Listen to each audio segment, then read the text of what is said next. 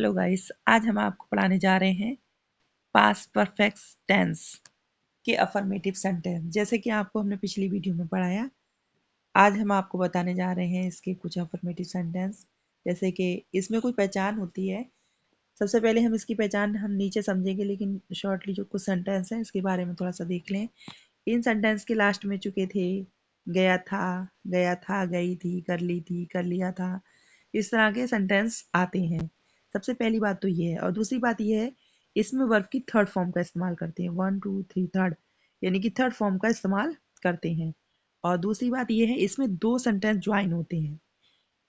किसी किसी सेंटेंस में या एक्चुअली एक दो सेंटेंस में होता जरूर है, जैसे मैं आप यहाँ आपको समझाऊंगी, आप इसको अच्छे से समझेंगे। जैसे कि लिखा है, ये देखिए, पिताजी आ चुके थे। सबसे पहले हम वही फार्मूला लगाएंगे, सब्जेक्ट प्लस है वर्ब की थर्ड फॉर्म प्लस ऑब्जेक्ट। अब पिताजी आ चुके थे, पिताजी को इंग्लिश में बोलते हैं द फादर। इसमें हैड का इस्तेमाल किया जाता है। The father had come. Come जो है ये आपकी वर्ब की थर्ड फॉर्म है, इसलिए यहाँ पर कम का इस्तेमाल किया गया है। अब देखिए, सोने से पहले उसने गीत गाया था। अब देखिए, दो सेंटेंस हैं। सोने से पहले उसने गीत गाया था, ये पूर्व यानी कि पहले। अब क्या करेंगे, सबसे पहले हम वो काम देखेंगे जो पहले हुआ है। जैसे कि उसने गीत गाया था, अभी वो सोई नहीं थी, सोने जा रही थी, उसने गीत गाया था। तो जो इधर वाला जो सेंटेंस है पहले वाला, उसको हम क्या करेंगे, पास्ट परफेक्ट के अकॉर्डिंग बनाएंगे। और उसके बाद बिफोर लगाने के बाद जो सेकंड है वो हम पास्ट इंडेफिनिट के रूल से बनाते हैं सेंटेंस। जैसे कि यहाँ में देखिए, उसने गीत गाया था तो वो लड़की थी, तो शी हैड तो लगाना है क्योंकि पास्ट परफेक्ट टेंस के अकॉर्डिंग लगाएंगे। संग वर्ब की थर्ड फॉर्म हो गई, संग अ सॉन्ग। अब पहले के लिए हम क्या करेंगे, बिफोर का इस्तेमाल करेंगे। उसके बाद शी लगाएंगे, सोने को कहते हैं स्लीप, लेकिन वर्ब की सेकंड फॉर्म का इस्तेमाल कर देंगे यहाँ पर, तो हो जाएगा स्लेप्ट। सोने से पहले उसने गीत गाया था, तो शी हैड संग a song before she slept. समझ में आया? अब देखिए नेक्स्ट सेंटेंस देखते हैं हम इसका। इसमें क्या होता है, पहले, बाद, की, तीन तरह की चीजें आती हैं। तीनों सेंटेंस में आपको समझाऊंगी। चाय पीने के बाद मैं बाजार गया। देखिए, चाय पीने के बाद, इसमें क्या आ गया, बाद। उसमें आ गया पहले, इसमें आया बाद। अब जो काम बाद में हुआ है, हम उसको किसके अकॉर्डिंग बनाएंगे, पास्ट इंडेफिनिट के अकॉर्डिंग। और जो पहले पहले काम हुआ है उसको हम वही रूल्स के अकॉर्डिंग बनाएंगे, पास्ट परफेक्ट सेंटेंस के अकॉर्डिंग। जैसे कि अब हम लास्ट पीछे वाला सेंटेंस उठाएंगे, आई जाने को बोलते हैं गो, लेकिन यहाँ सेकंड फॉर्म का इस्तेमाल करेंगे, तो I went to the market. फिर हम बाद के लिए आफ्टर का इस्तेमाल करेंगे, यहाँ पर आफ्टर आ गया। देखिए, अब जो बकाया जो सेंटेंस बनेगा, इसको हम as a rules of past perfect sentence के अकॉर्डिंग बनाएंगे। तो हम क्या लिखेंगे, I went to the market after, किसने चाय पी, मैंने, तो आई हैड वर्ब की third form taking the tea, I had taking the tea. ये हो गया आपका कंप्लीट।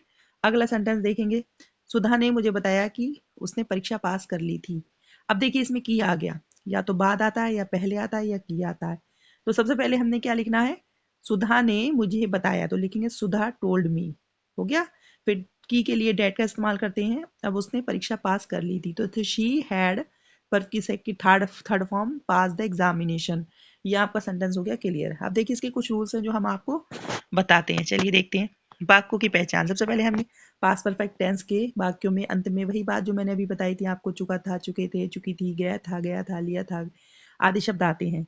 नंबर सेकंड देखिए, सेकंड नंबर है, इस काल में क्या करते हैं, वाक्यों में प्राय दो कार्यों का वर्णन होता है। जैसे कि मैंने अभी बताया, सुधा ने मुझे बताया कि उसने परीक्षा पास कर ली। सुधा ने मुझे बताया, एक तो बात ये हो गई, दूसरी ये हो गई उसने परीक्षा पास कर ली। इसी तरह से देखिए, चाय पीने के बाद मैं बाजार गया, चाय भी पी और बाजार भी गया था। तो ये दो वाक्यों का वर्णन किया जा रहा है, वही बात बता रहे हैं इसमें। इनमें से एक कार्य दूसरे कार्य से पहले समाप्त हो जाता है, किंतु दोनों कार्य भूतकाल में ही पूर्ण रूप से समाप्त होते हैं। ये सेकंड बात हो गई। अब देखिए, इसकी थर्ड बात क्या है, अनुवाद के नियम है कुछ इसके। यदि वाक्य एक ही उपवाक्य वाला, अर्थात उसमें एक कार्य का वर्णन हो, तो वाक्य का अनुवाद क्रिया यानी कि सेक्स वैसे ही करेंगे। जैसे हमने लिख दिया, वह विद्यालय जा चुका था, तो हम सिंपली वैसे ही फॉर्मूले से बनाएंगे। पहले सब्जेक्ट, सब्जेक्ट के बाद हैड, फिर वर्ब की थर्ड फॉर्म और प्लस ऑब्जेक्ट, सेंटेंस आपका क्लियर हो गया। लेकिन इसमें क्या है, यदि वाक्य दोहरा हो यानी कि दो कार्यों का वर्णन हो, तो वैसे ही सिस्टम बनाएंगे आप। पहले पहले समाप्त होने वाले कार्य के अनुवाद में क्रिया की थर्ड फॉर्म लगाएंगे, हैड का इस्तेमाल करेंगे, बाद में समाप्त होने वाली क्रिया को वर्ब की तृतीय फॉर्म यानी कि सेकंड फॉर्म का इस्तेमाल करते हैं। यदि वाक्य में पहले या पूर्व शब्द आया हो, तो पहले समाप्त होने वाले कार्य वर्ग की तृतीय फॉर्म और पूर्व हेड लगाकर वाक्य का बात कर, बाद में समाप्त होने वाले कार्य का अनुवाद क्रिया वर्ग की द्वितीय अवस्था सेकंड फॉर्म लगाकर करते हैं। अब देखिए अगला है, यदि वाक्य में पश्चात, बाद या की शब्द आया, तो बाद में समाप्त होने वाले कार्य का अनुवाद क्रिया वर्ब की द्वितीय सेकंड फॉर्म लगाकर वाक्य के में पहले करते हैं तथा पहले समाप्त होने वाले कार्य का अनुवाद वर्ब की 30th अवस्था यानी कि थर्ड फॉर्म लगाकर, और उससे पहले हम क्या करेंगे, वर्ब हेड लगाते हैं। दोनों वाक्य के अनुवाद के बीच में पहले पश्चात की शब्दों में अंग्रेजी के लिए बिफोर, पहले के लिए बिफोर, बाद के लिए आफ्टर और की के लिए डेट लगाते हैं। क्लियर? अब देखिए कुछ एक्सरसाइज जो आप अपने आप से ही बनाएंगे। जैसे लिखा है, निम्नलिखित वाक्यों का अंग्रेजी अनुवाद करें। बाजार जाने से पहले तुम काम कर चुके थे। तो देखिए वही रूल आ गया। एक सेंटेंस समझ लीजिए। पहले पहले जो काम पहले होगा तो उसको हम कैसे बनाएंगे, पास्ट परफेक्ट के अकॉर्डिंग। तो सबसे पहले हम लिखेंगे यू हैड, यू हैड काम कर चुके थे। यू हैड क्या लिखोगे, काम करने को क्या कहते हैं, वर्क।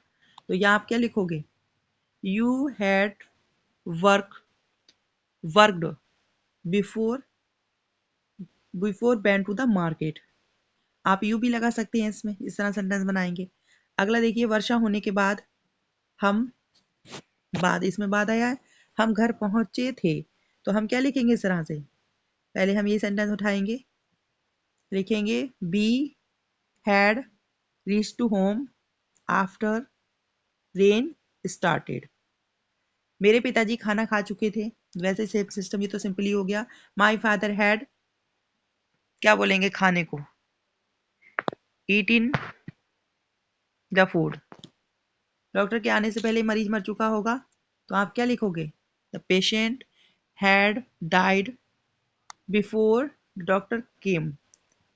पुलिस के आने से पहले चोर भाग चुका होगा, तो क्या आप लिखोगे, the thief the thief had run before the police केम। वही सेम सेंटेंस वैसी वैसी बनाएंगे। नीचे कुछ इसमें लिखा हुआ है, आप देख लेना, अपने आप से बना लेना।